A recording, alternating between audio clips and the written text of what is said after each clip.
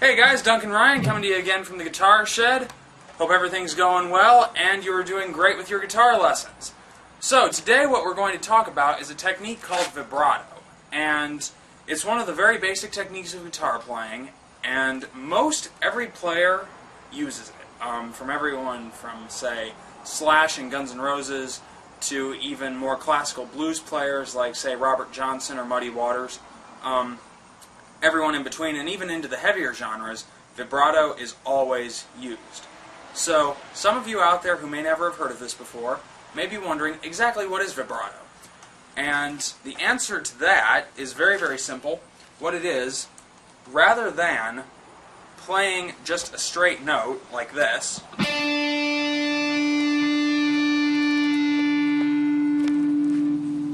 instead, for a vibrato technique, what you'll do is you'll play the same note, but you'll bend the string back and forth to make that note vibrate up and down in pitch. So, just to show you what that would sound like with the same note.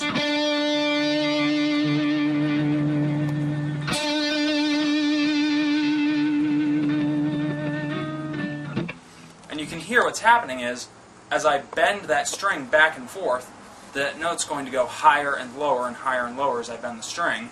So what you get is a very nice way to accent a note. And this adds a lot of depth to your playing, because let's say I were to take, I don't know, I'll just go with a very simple progression of notes, something like, say,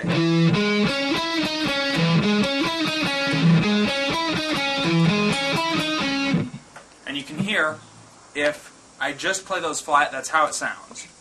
But now let's add a different rhythm and a little bit of vibrato, and you can hear how that increases the depth of the playing.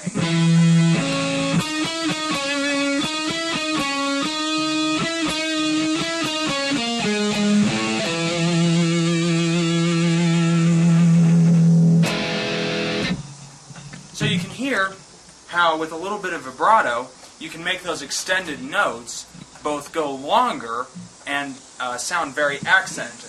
You'll notice if you play just a flat note and let it hang,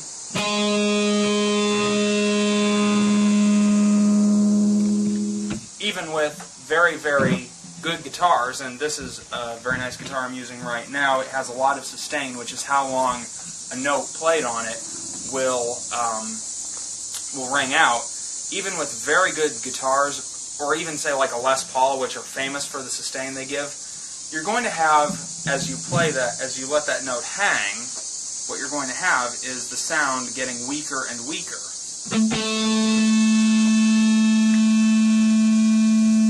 And then eventually fading out. So vibrato is useful for that too, because if you listen, I'll play a note that would normally degrade, but with a little bit of vibrato, I can make it vibrate longer. So, for example,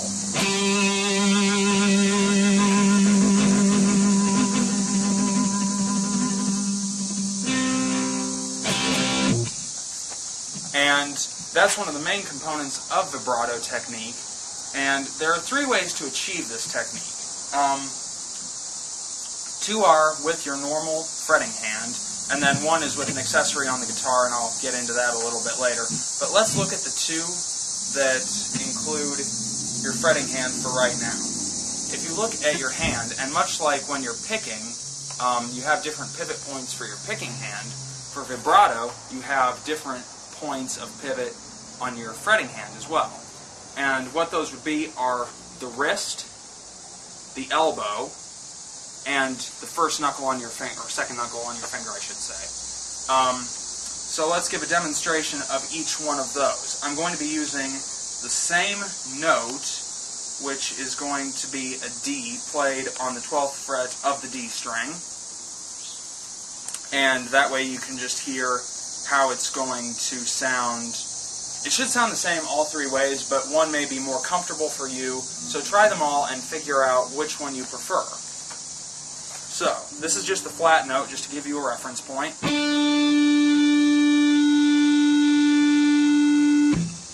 Okay, so, now with the first knuckle, you're going to just move your finger back and forth, like this basically, but still applying pressure so that the string is still fretted. So for example, I'll turn the guitar so you can see it easily.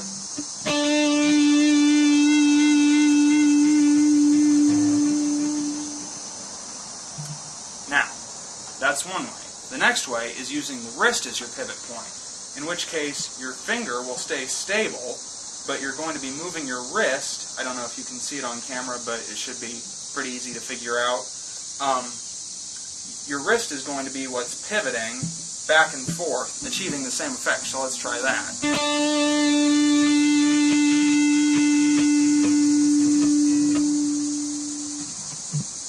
And then the other thing you can do is you can pivot with your elbow, just like when you're picking. I don't really prefer this because I think it's kind of a waste of movement, but some people really do, so I'll go ahead and show it here. And what you're going to do is just very basically move your elbow up and down, keeping your arm, your wrist, and your finger straight. So let me show that now real quickly.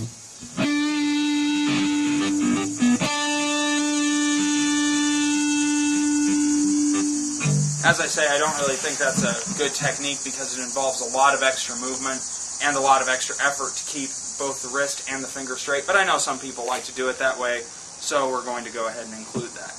Now the third way to achieve a vibrato technique is with something I have on this guitar, which is called a tremolo bridge. And what that is, I'll turn the guitar around so you can see, you have springs in the back of the guitar which the bridge is affixed to. So what that lets you do is use this arm, which is called the tremolo arm, or just whammy bar sometimes, to use that like a lever to raise and lower the note. So for example,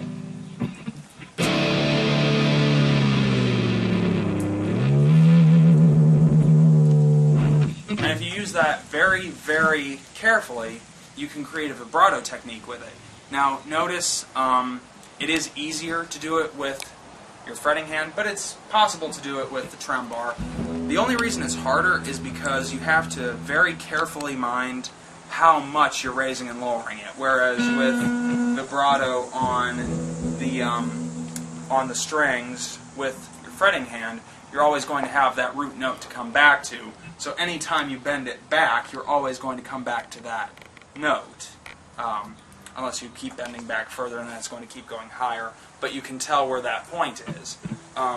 With this, you have to sort of mind how far down you're pushing it, how far up you're bringing it, all the things like that. But it is possible to do, and with a little bit of practice, it can actually be more convenient and easier than using any of the techniques I showed you earlier. So, what we're going to do is we're going to do a very basic demonstration of this. I'll still use the D at the 12th fret of the D string, and let's see how this goes.